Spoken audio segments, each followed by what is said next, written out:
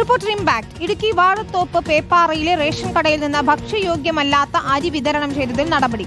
Idukki taluk supply ഓഫീസറോട് ഭക്ഷ്യ commission report തേടി. ചെള്ളു നിറഞ്ഞതും മാലിന്യങ്ങൾ കലർന്നതുമായ പുഴുത്ത അരി വിതരണം ചെയ്തെന്ന റിപ്പോർട്ടർ വാർത്തയിലാണ് ഇടപെടൽ. ആദിവാസി വിഭാഗങ്ങൾ ഏറ്റവും കൂടുതൽ ആശ്രയിക്കുന്ന റേഷൻ കടയാണ് വാഴത്തോപ്പ് പേപ്പാറയിലേത്. കഴിഞ്ഞ ദിവസം റേഷൻ കടയിലെത്തിയ വയോധികയ്ക്കാണ് ചെള്ളു നിറഞ്ഞ മാലിന്യങ്ങൾ കലർന്ന പുഴുത്ത അരി നൽകിയത്. ഭക്ഷ്യയോഗ്യമല്ലാത്ത അരിയുമായി യുവാവ് ഇടുക്കി താലൂക്ക് ഓഫീസിൽ നേരിട്ടെത്തി പരാതി നൽകി. ഇതിൽ അന്വേഷണം നടത്തിയപ്പോൾ സമാന അവസ്ഥയിലുള്ള 75 കിലോ അരിയും റേഷൻ കടയിൽ നിന്നും കണ്ടെത്തി. സംഭവം റിപ്പോർട്ടർ വാർത്തയാക്കിയതോടെ സംസ്ഥാന ഭക്ഷ്യ കമ്മീഷൻ ഇടപെട്ടു. ഇടുക്കി താലൂക്ക് സപ്ലൈ ഓഫീസറോട് റിപ്പോർട്ട് തേടി. സ്ഥാപനത്തിന്റെ ലൈസൻസ് സസ്പെൻഡ് ചെയ്യാനാണ് സാധ്യത. ഇന്ന് വൈകിട്ടോടെ നടപടിയുണ്ടാകും. ഇടമലക്കുടിയിലെ അരിക്കൊള്ള ഉൾപ്പെടെ ഇടുക്കിയിലെ റേഷൻ കടകൾക്കെതിരെയുള്ള പരാതികൾ വ്യാപകമാവുകയുമാണ്. Reporter Rahul Suresh, reporter Idukki.